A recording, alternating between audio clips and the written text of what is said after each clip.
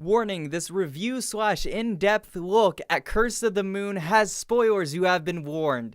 Bloodstained Ritual of the Night is a game kickstarted by Koji Igarashi, the man who assisted, directed, programmed, and helped write Symphony of the Night Castlevania. And if you know anything about this channel, that is my favorite game of all time. The Kickstarter for Ritual of the Night asked its donators for at least $500,000 to make this game. What it ended up receiving was $5.5 million. This ended up breaking every stretch goal imaginable and then some on the Kickstarter. But one of those stretch goals in particular was a prequel game for consoles and PC. And that game in particular has finally arrived with Bloodstained Curse of the Moon. This game is an NES throwback that lets you take control of 4 characters while you sail the seas and conquer a castle in the distance. I had to stop the video from rendering to make a real quick edit. This game does have casual and veteran difficulty.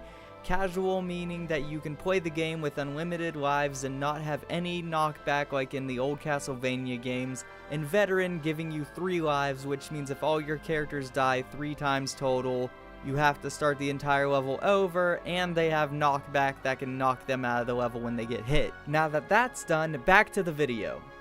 Our game opens up with a character named Zangetsu, a man who has vowed to slay all demons and live his life by the sword, essentially. Through Zangetsu's travels, he meets 3 separate characters, each with their own special abilities. There's Miriam, who has a long whip, a slide, and a higher jump than everyone else. Then there's Alfred, an alchemist who's typically useless, but in some boss battles, he can pull through and save you easily. And last but not least is Gabul?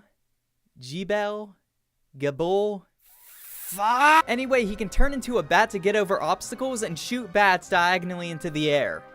Using all of these characters, you'll fight a multitude of bosses and learn to balance between each and every one to not only save health, but to figure out what abilities to use during a specific boss battle. Not only do you have the first 5 levels getting to the island, but after you arrive at a castle, which gives you about 3 or 4 extra stages before your final boss. Now, it's not only the boss you have to worry about, but on the last stage, it puts your platforming skills to the test while it has something tear apart the level and chase you. This happens a lot throughout the last level, and if you're not good with platforming, you're gonna get frustrated real quick. But if you take down all the bosses and conquer the last level, you end up at your final test. A demon emerging from a glass panel on the wall, and this is your final boss. Once you push through and conquer the flesh-eating monster along with the boss, you're then sent to the top of the castle, where the second form takes place.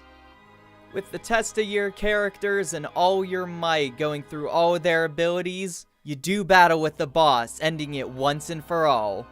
With the castle crumbling and the demon defeated, Zangetsu decides to use the last of his power to take his own life, in order to make sure his companions survive. In doing so, Zangetsu himself has turned into the very thing he has vowed to destroy, a demon, starting his new own version of the castle.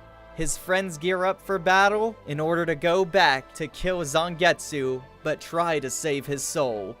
After the credits end, you're greeted with a screen that says Nightmare Mode unlocked, and this mode is how you get the true ending of Bloodstained Curse of the Moon. So it's not over just yet. As Nightmare Mode, you play through the entire game again, but without Zangetsu on your team. Not much has really changed in Nightmare Mode as you're playing the same levels, but the ending level is different. For when you reach the top of the castle, you'll notice immediately that the color palette is drastically different. There's no enemies, and you go down a staircase, leading you into a room that has a devil head and 3 doors. At this point, you have to split up your team, and without switching characters, play as them one by one to defeat their own mini-bosses in order to reach the final boss, Zangetsu Demon Form. He incapacitates 2 of your teammates, leaving you always to play as Miriam, while the other 2 assist you in battle during this final boss fight. weaken the demon Zangetsu enough, and Alfred will start to put a spell on him. In the meantime, the last move is protecting Alfred until it's time. Before you know it, Alfred will be done and the spell is complete, vanquishing demon Zangetsu once and for all. And your team waits outside the castle, knowing that they freed the soul of Zangetsu, but very heavy-hearted that they had to kill their good friend.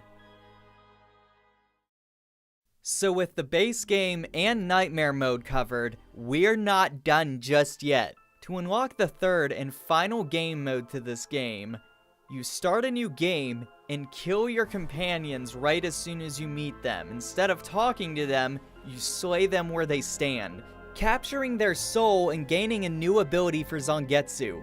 Miriam giving you Crescent Moon, a mid-air slash, Alfred giving you Blood Moon, a double jump, and Jebel,